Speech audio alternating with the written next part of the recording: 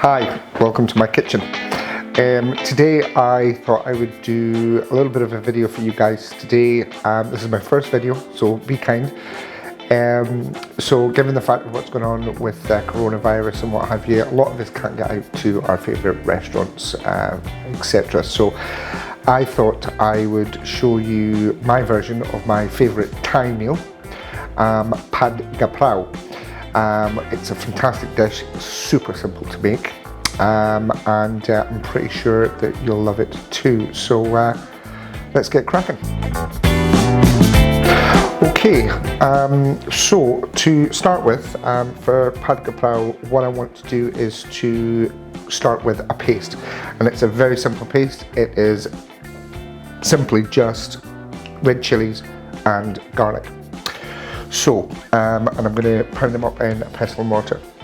So what I like to use here are these chilies here, the spur chili.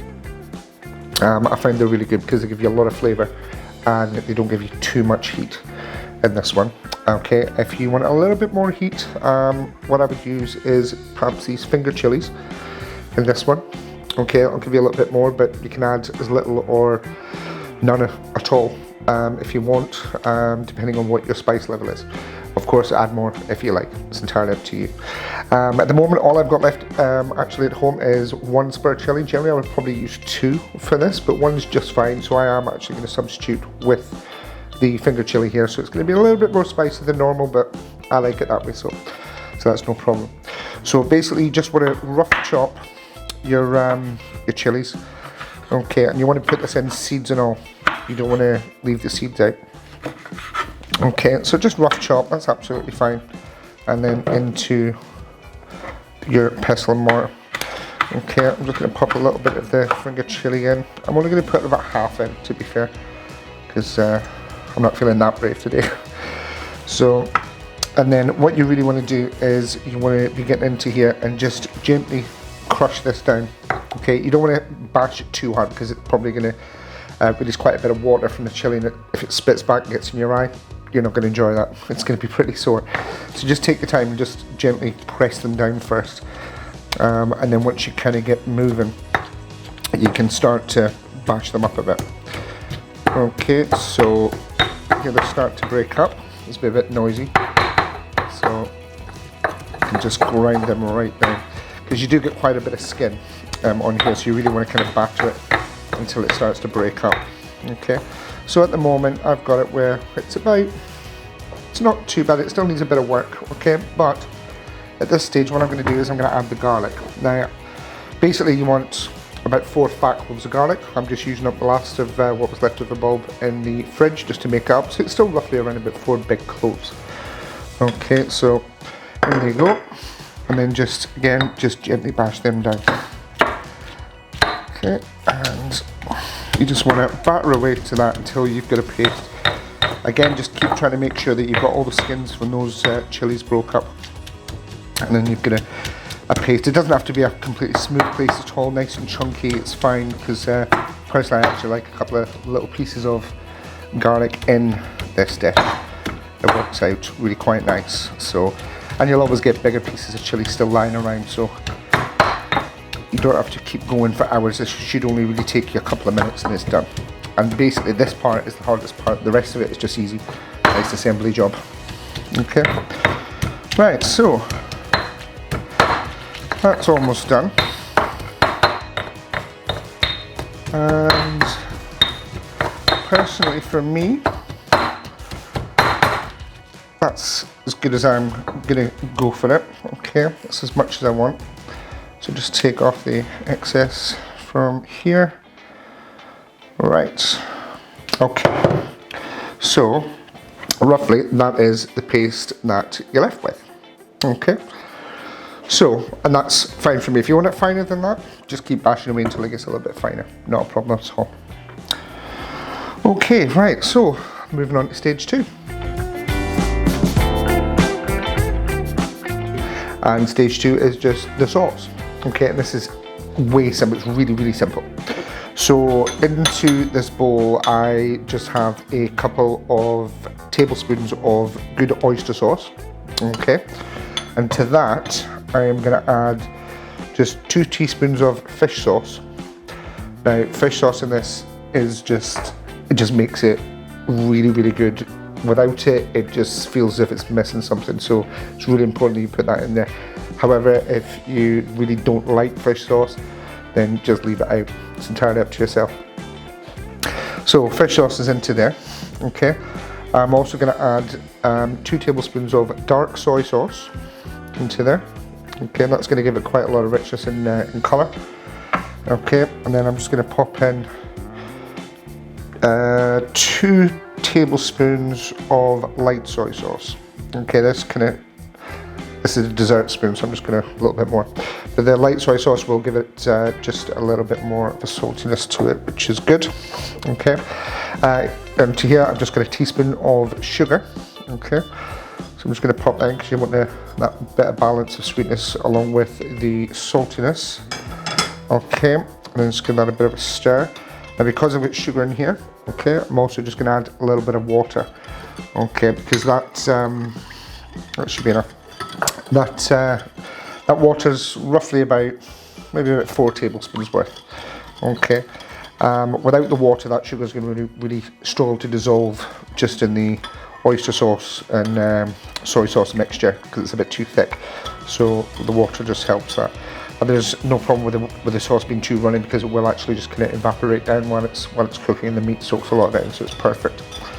Okay, so just give that a stir around until that's dissolved, and then you can set that aside.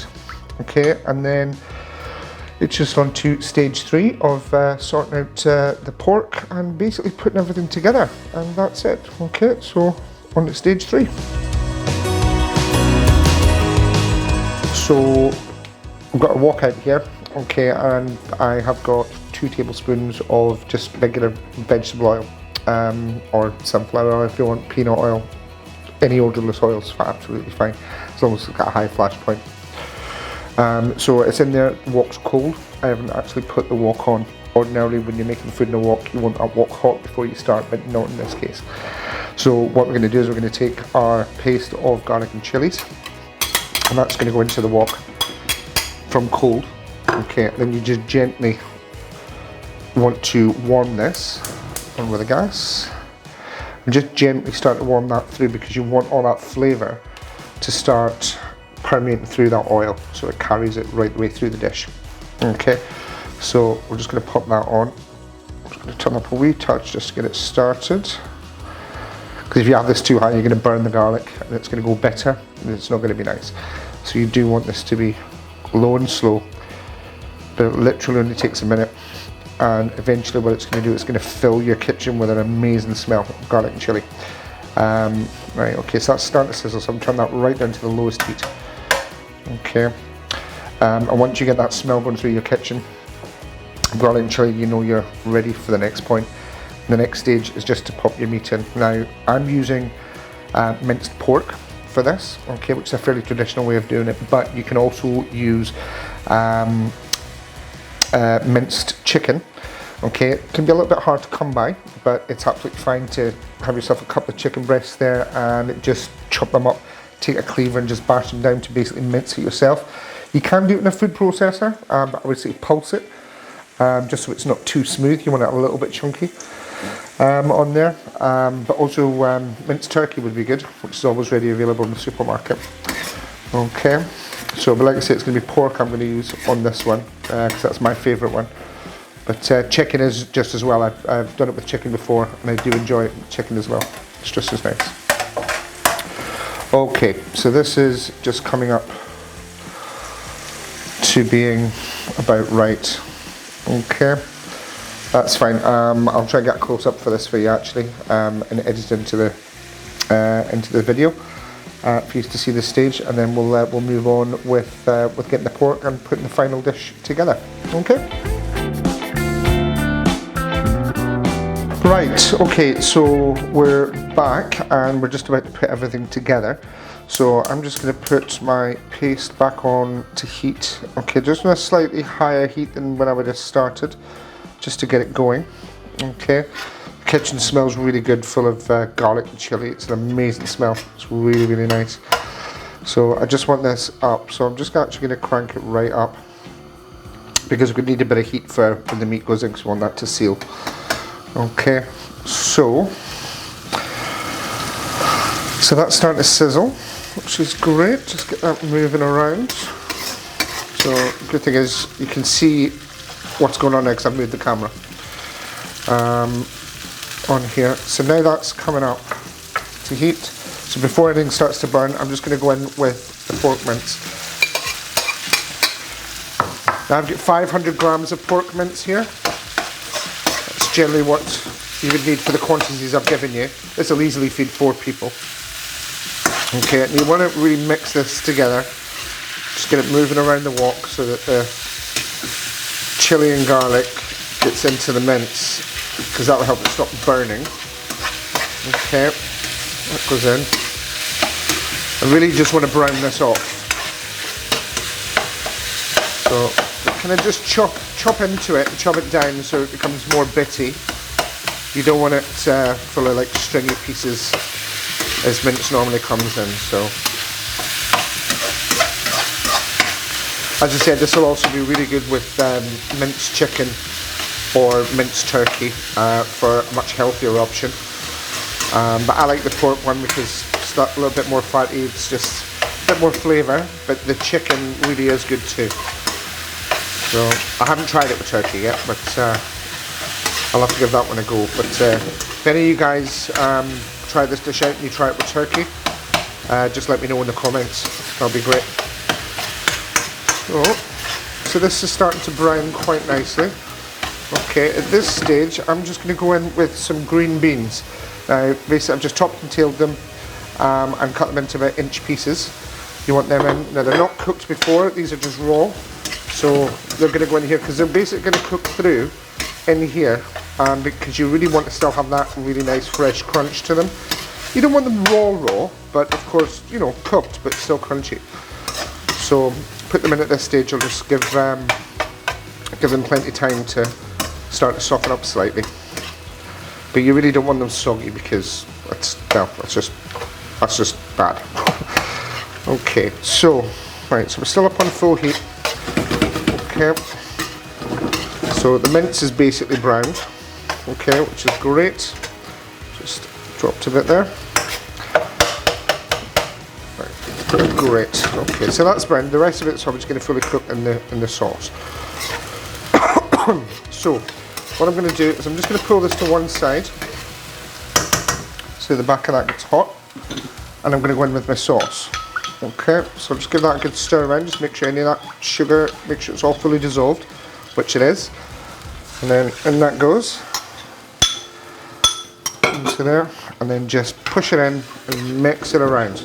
Now it'll seem a little wet to start with, but once it all gets around the pork, that'll be fabulous. There we go, there you go. So look, you get that nice colour in it at that point. There we go. Now there is obviously sauce lying around in the bottom of the pan, but that's fine because you want that to come up to boiling, okay, and for it to simmer, because that will finish off cooking the pork, and it will also cook those beans down a bit. Okay, so that's just coming up to the boil now, which is good. There's a little bit of sauce left in this bowl, so I'm going to make sure that goes in. Don't want to waste all that good flavour. And in it goes. Okay, I should say with the beans I've just used about half a packet of fine beans that you just pick up at the supermarket. It's entirely up to you how many you put in. You can put in as much or as little as you want, but they're a really good addition to this because they just give you that nice crunch and a lovely fresh flavour. Okay, so that's coming up to the boil, which is good, and you just want that to simmer for a few minutes. Okay, now what really makes this dish is basil. Now traditionally you would use holy basil or Thai basil, which I've done it with both, but personally I just find it's a little too aniseedy for me, but that's just my taste. Okay, it's still very nice, it's got quite an aniseedy flavour. However, just regular basil that you get, I think it just gives it a much better flavour, personally. So now that this is boiling up a little bit, okay, and there it is. You just want to go in with the basil. Basically, this is right at the end, okay. And I've just taken the bunch of basil. You just want to rip it up, just tear it. Stalks as well that are in there. Just give them a good rip. You can chop this with your knife if you want, but personally, I'm fine with just tearing it in my hands. Okay. So that's it. Just give that a final mix round. That's it. You can cook this for a little bit longer if you want. If you want to make sure that your beans are cooked, your pork is certainly cooked, and if it's chicken, it'll be cooked. It'll definitely be cooked as well because they cook really fast, especially when they're minced. Okay, and that's it. So off with the heat. Okay. So now, just time to plate up, and that's it. So a great way to serve this, which is a fairly traditional way in Thailand to serve this, is what they call kai dao, which basically just means with a fried egg. Now they serve this with a frizzy fried egg on top of the rice, which is just it's heaven. Of course you can have it without, that's not a problem if you're not a fan of it, but it really is good with a nice frizzy bit around the side of the white and a nice runny yolk going through your egg. It's just really, really good. So obviously to do this, I've got the frying pan on here and I've got it coming up to really, really hot. You want quite a bit of oil in here to be able to get this to be a nice frizzy egg. Now this should be hot enough. So I'm just going to crack my egg into here. And there we go. Now it's going to spit and spatter and whatnot. So that's exactly what you want, because you want the nice crispy brown edges on here. So that's just going away quite the thing. There you go, see how you get those crispy brown edges on there, which is great. Of course you still want to make sure all the white is cooked. So, which it is, it's cooking just nicely. That's really good. So, just wait for that to finish off. And doing it this way, it's really quick. It's a quick way of doing your egg. Obviously you will still want to make sure you've got a runny yolk. Personally, to be fair, if you're not a fan of runny yolks, just leave the egg off, because a hard yolk in this, you can do it, but personally it just doesn't work. I think you need the runny yolk through there. Right, there we go, there's that egg done. So I'm just going to take that and drain that off. Okay, start with some paper onto here. Just give it a bit of a dab. Take the excess off. Right, and there's our egg. Okay, so on the plate here, I've just got some steamed rice. Just got that under here. Just make a nice little dome. And the egg just sits very nicely on the top of your egg. And then what you want to do now is you want to have some of this. Just pop that onto there for you. And then some of your Pad Gaprao onto here. And there you go. Now you can see there's still quite a bit of sauce there, which is great, because personally I like a little bit of sauce with it, which is good, but you can keep cooking it until it kind of boils away, or you can just have as much or as little sauce as you want. So there you have it. Pad Gaprao with Pad Gaprao kai dao with the soft fried egg on the top, and it's all ready to eat. So here we go. Oh. You just look at that runny yolk running through here. So you want a bit of rice and yolk, bit of this, and it's perfect.